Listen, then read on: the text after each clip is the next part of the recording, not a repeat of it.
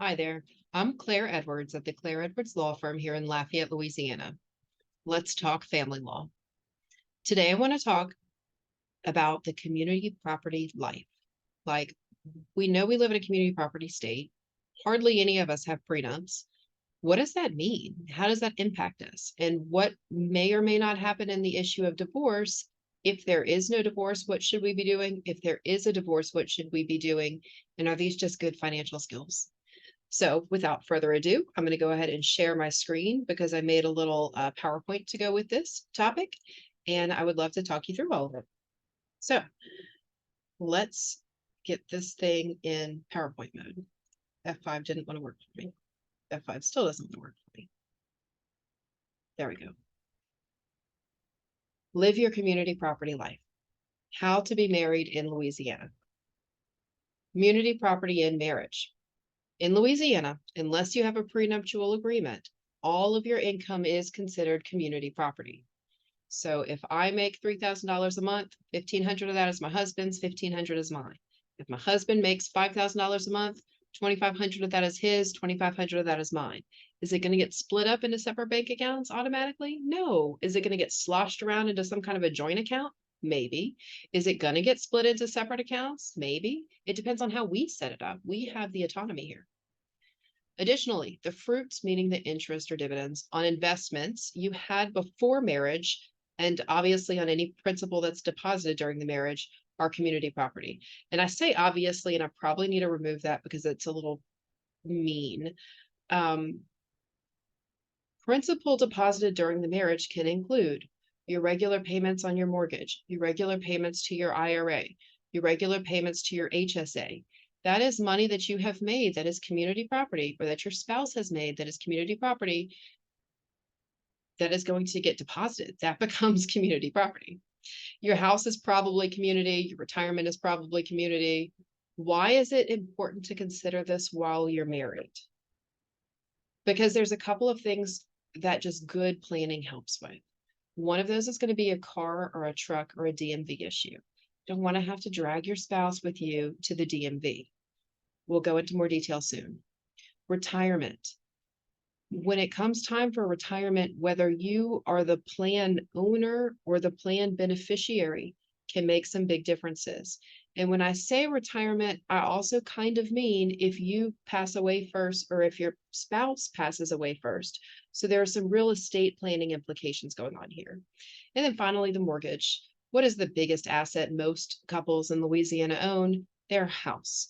And what is the fastest way to own it? To pay it off. So we'll talk in some more details about these issues.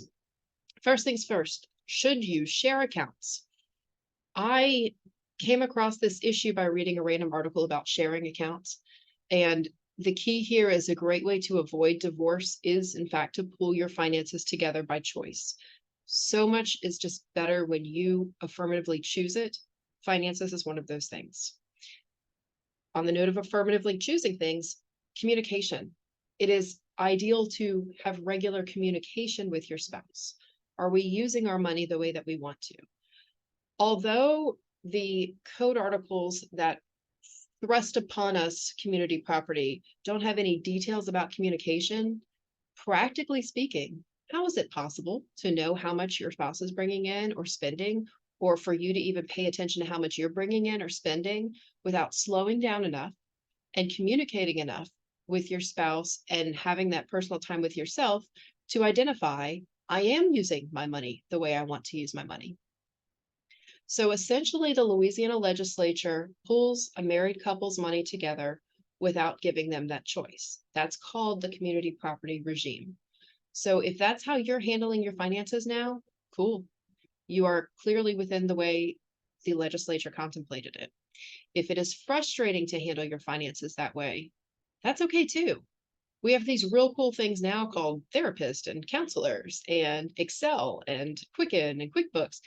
Just communicate with yourself first and pull your finances together. And then second, go in with your spouse and talk about, okay, well, this is what I'm noticing and this is what I would really rather see. We also have CFPs, certified financial planners, and other wealth management advisors. You don't have to have a lot of wealth to talk to these people. They just love what they do and they want to talk to you about money. So start off by getting a grip on your finances, own your power, address your beliefs. I think I kind of covered that. The next issue that I hear a lot in my office, because I am in fact a divorce attorney, the spouse will come in and say, I only want what is fair. I only want what is mine. Give me what the law gives me. That's cool. Good for you. How have you been handling your finances for the past 30 years? That is the answer to what is fair, what is yours, and what the law gives you most of the time. There are some circumstances when people don't even realize that they're managing separate property that the community then owes money to. That is a very particular situation. We will touch on separate property shortly. But ultimately, the law is created to allow you to continue your pattern of behavior. And so if everything in this pool is community, then the way that you are behaving is the way it's going to go moving forward. What is community property, and why did Claire just talk about those pitfalls? So the key definitions we want to talk about, and this is going to be for the remainder of when I'm talking. Income and expenses. Income is how much you take in each month. Expenses is how much gets spent each month. Income is your paycheck. Expenses is writing that check to your mortgage company. Assets and debts. Assets are things that just accrue. And debts are things that just spend down. Debts are going to be credit card statements, mortgage statements, card notes. Assets are going to be the house valuation, the small business valuation. Income as it applies to community property. Without a prenup, everyone's income is community property. For example, each spouse's paycheck each month, the business profits, bonuses, wages. The best is when one spouse is busted ass to get that bonus, only to come into my office and find out, wait, the other spouse gets half of the bonus? Yes, dear friend, the other spouse has been watching you bust your ass, and that's pretty painful to watch. And so the law considers them as having to get half of that bonus as well. You are always welcome to come to some other agreement with your spouse if that agreement can be made at the time. The problem is once we're in the divorce territory, we have people who are not as willing to work with each other as they are while they're married. So if bonuses are really a big deal to you and your spouse really doesn't care, take the time to make a postnuptial agreement and pull that away from that spouse that doesn't care. It is okay. It is fair. It is agreed upon at that time. Income made off of separate property is community property. Investment plan from before you got married that pays dividends. That's going to be community property. Now that principal, say you have $100,000 sitting in this investment account and it's making $85 a year. I mean, this is 2023. I doubt it's making much more than that. That $85 a year is now community property. However, that $100,000, that's that spouse's. The other spouse isn't going to get to touch it. Now, if the spouse goes and spends it, the one whose name the $100,000 is in, that's when we have problems. So say that spouse spends their obviously separate property, $100,000 on the mortgage, they're spending separate property on a community debt. That's what you need to talk to lawyers about. That's not what this presentation's about. Cool. Assets and debts is all the court cares about for community property partition. Assets and debts. And look, that the court cares about whether it's separate or community when it comes to a community property partition. So do talk to a lawyer, do figure that out. But again, for the purposes of how do you live while you're married, nobody wants to assume they're getting divorced. So let's just assume everything's community. Income and expenses. So, and again, I want to stress this while you're married. If your wife has a shopping problem and she's spending $2,000 on Amazon every month, the court will allow her to continue spending $2,000 of her husband's wages. And this will be in the form of interim spousal support. So if this is something that is not okay while married, it is best to fix it while married and then move forward into a divorce posture, and then just be happy because you're still having this person in your life. That's fine. If it's worth it to go through the divorce, be aware the damage is going to be about $2,000 a month in spousal support. And you know what? On a cost benefit analysis, that might be okay too. So if I have two persons who don't have children and So we're doing a 102 divorce. We file it right away. We're probably going to have spousal support for about 6 months until that divorce is confirmed, and then 6 months after. At $2,000 a month for 12 months, we're spending $24,000 to get rid of a person. If that is worth it to you, do it. Only you know your cost benefit analysis. If you don't think you're going to want to give this person $24,000 over the course of the next several months while you wait to get divorced, then stay married, break that habit, and move forward. They can always petition for divorce against you if that's really that important to them. And then that's just who they've become now. And go see a therapist to handle that. Okay, so if a husband has a $900 a month truck note, the court will allow the husband to keep the expensive truck and will have the $900 a month continue being paid. So one of the ways to not have to pay that Amazon bill, if you're already overextended, if you're not overextended, the numbers will show. But if you're already overextended, your truck is definitely going to come as a matter of priority before her spending habits for spousal support purposes. And again, spousal support only applies to income and expenses. Note right here, we're looking at per month spending. All of this is per month spending. This is not this bank account goes to this person's name. This investment property goes to this person's name. This is per month spending, meaning it's income and expenses. Now, assets and debts. Now we can talk about this is a whole investment account. I want it. This is a whole bank account. I want it. This is a whole house. I want it. That's how assets and debts work. That is the distinction between community property and spousal support. So how do you live with your assets and debts while you're married? You're in the community regime. Let's live that life. First of all, awareness. The asset is going to be the house. The debt is going to be the mortgage. The asset is going to be a car or a truck, and the debt is going to be the car or truck note. Here's that first thing I really want to stress. Put your vehicle in your name. Don't do a joint one with your spouse's name, and certainly don't drive a car owned and financed by another person, just as a matter of practicality. If you are doing that, take this discussion right now as a yellow flag that you need to learn to handle your own finances. It is not something that the lawyer or a court can really help with. It is through the DMV, insurance too. So when we're talking about cars and trucks, we're talking about liability insurance. We're talking about being able to qualify for a car loan. And we're talking about DMV ownership of this actual vehicle. So there's a couple of items going on here.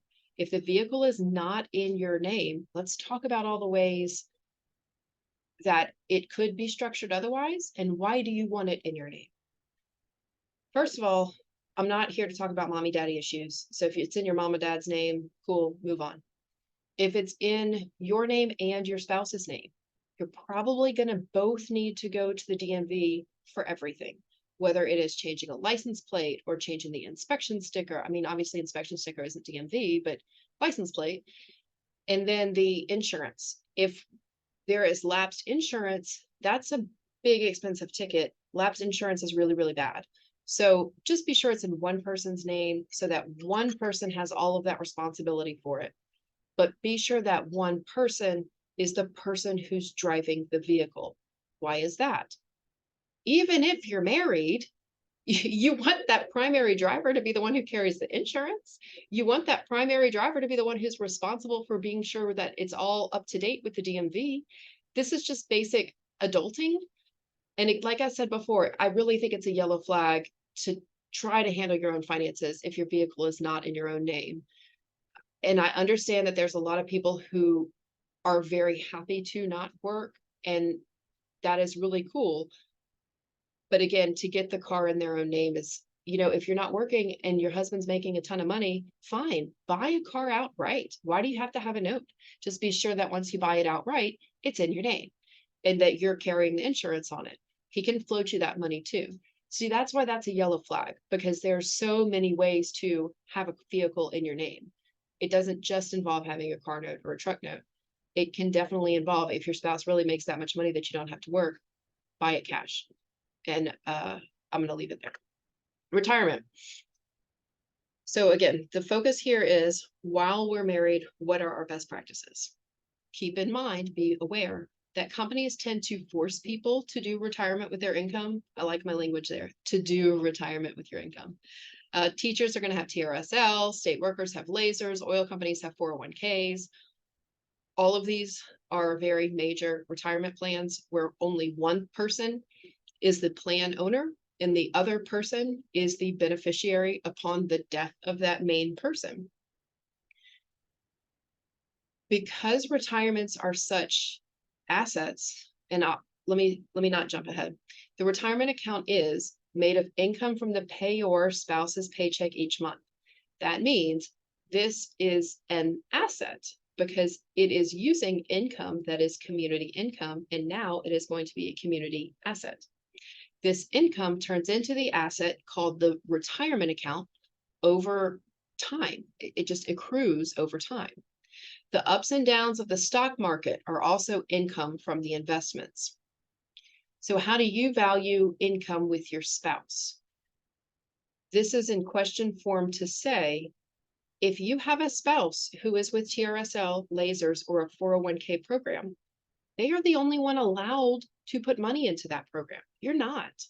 So are you valuing your own self-worth by having an IRA on the side where you say, honey, baby, you're putting in $300 a month in your TRSL. I'm going to take some of that income you just made and I'm going to put $300 a month into my own IRA. Not only is that good for your morale, your self-value regarding your income, it's great for your spouse if something happens to you. So this retirement planning while married is great regardless of whether divorce is on the horizon. It's just really good life planning because now if something happens to you, they can be the beneficiary of your IRA and have that additional support that just came from your discipline during the marriage. Retirement pro tip. If your spouse is saving for retirement in their name, you need to save for retirement in your name. IRAs exist. Anyone can make one, can be done on the internet, can be done with the help of a financial advisor. Many CPAs have wealth management components to their companies. I mentioned a certified financial planner earlier. Those are great also. If you are the primary worker or income earner, show your spouse you love them by giving them exactly the same dollar amount per month that you are contributing to your retirement account. Include your employer match. Yep, the employer match is community property because it is compensation. So a lot of companies will have, for example, a 3% employer match. If I put $10 into my retirement this month, my company will give me 30 cents.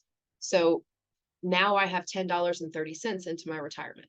If that's the case, I need to be sure I'm giving my husband $10.30 to put into his retirement as well. If you are both working similar jobs that have this opportunity for investing, just invest at the same time.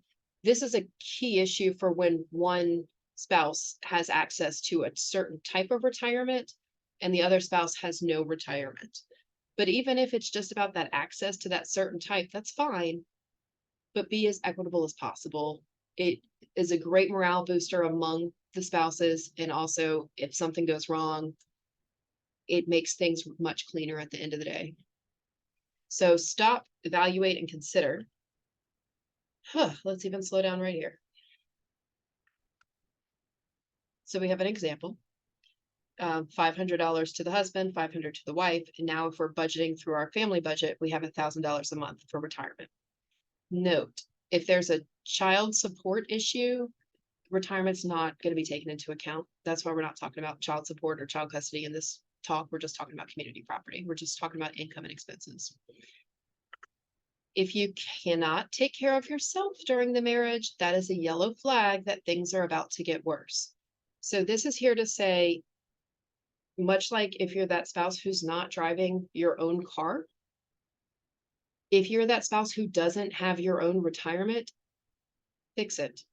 Take the time now, find a counselor, find a certified financial planner, maybe even just treat an attorney like a cheerleader. That's fine. We can do it sometimes. I mean, we'll sit here and tell you, you don't need to go to court. You're in great shape. But if you need to get some language about how do I approach my spouse about this, we can help you. If you cannot take care of yourself during the marriage, that is a yellow flag that things are about to get worse. Okay, the house note. Pay attention to what you are contributing. Pay attention to what your spouse is contributing. Communication tip. Be sure to talk with your spouse each month about it. So the house note is important because, again, this is one of the biggest assets most Louisiana couples have. So we want to take the time to be serious about our house note and to recognize I'm paying into it. I'm getting more out of it than just rent or this place to live. I'm also building up the equity in an asset. So that's why it's important to just pay attention to what you're contributing. Maybe you're spending more than your note requires. Be sure that you're spending it on principal and not on interest. See how quickly you can get rid of your PMI, maybe kind of make it feel like a video game. And then, of course, talk with your spouse each month about it. Some spouses like to use an online portal. Other spouses like to mail checks. What works best for y'all? Does coming at the mortgage company from both angles, from each one of y'all sending money each month? Is that good? Cool. Do you need a separate bank account just for house purposes? I know a couple of couples who do that. They'll both contribute enough to cover the mortgage, enough to cover the lawn care, enough to cover housekeeping. So at the end of the month, that account kind of zeroes out, but they know their house will always be taken care of. Okay. So if we're living our Louisiana community property life, let's hypothetically say Claire makes $1,000 a month. Evan makes $3,000 a month. Let's pay the $1,000 a month mortgage out of the joint account. Cool. Now we have $3,000 remaining to spend as decided among us. Obviously, we're going to need to cover pest control, electric, gas, etc. And then for cars, be aware of how much your insurance is and be ready to have that discussion. Another note about homeowners is going to be homeowners insurance. The reason this little hypothetical is here is to stress that Evan makes $3,000 in this hypothetical, and there is $3,000 left in the bank account. Has Evan emotionally let go of his income? Or is he emotionally counting Claire's income as this is the mortgage payment? That's okay. None of it is wrong. It's just a matter of being aware. Or are we kind of splitting it up? For example, in this hypothetical, Claire's making 25% of the community take home, and Evan's making 75% of the community take home. Maybe Claire is paying $250 toward the mortgage, and Evan is paying $750 toward the mortgage. And as a result, Claire can now spend her remaining $750 on whatever she wants for the month, and Evan can spend his remaining $2,000 and change on whatever he wants per month. Nothing is better or worse than anything else. It's what is best for you in your relationship. So this example is really here to allow me the opportunity to explain the distinctions in mindset that people have toward money, and that it is all okay as long as it works for you. Cool. Couples talking.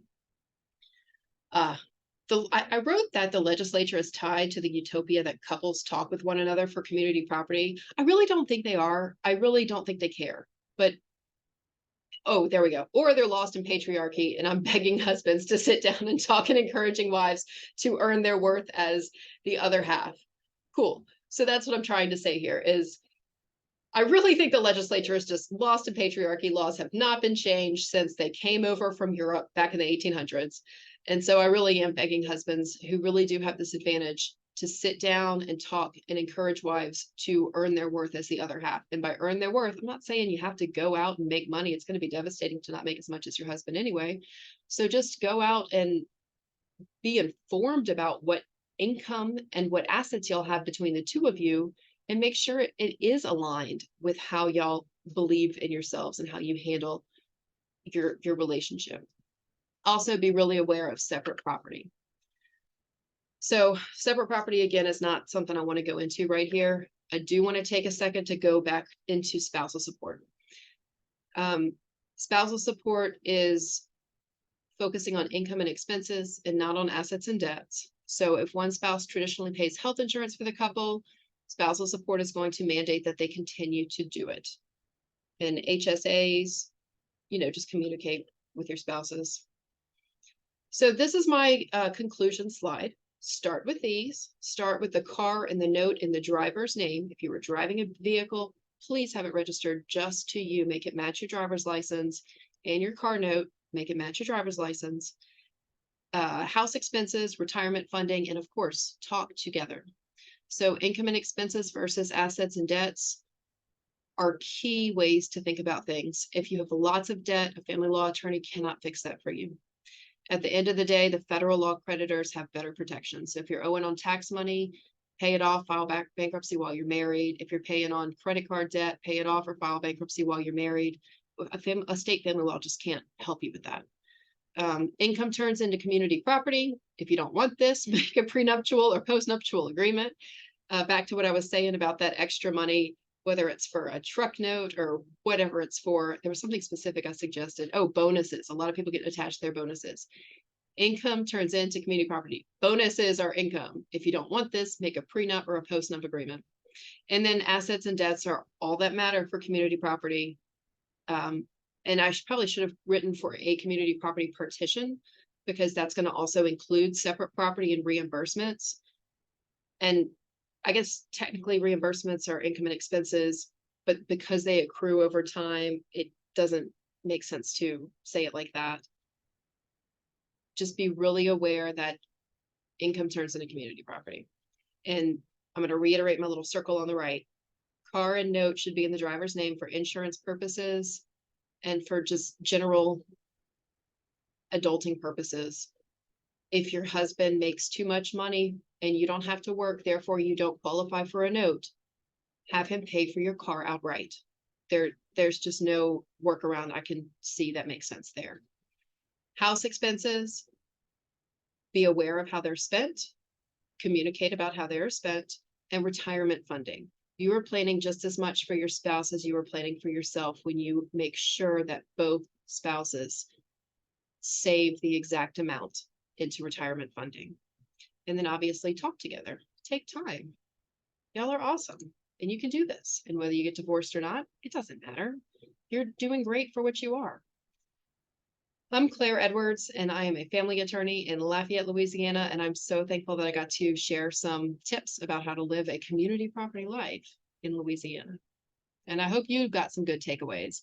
So leave me any messages or any questions or anything that you can think of that you might want to include.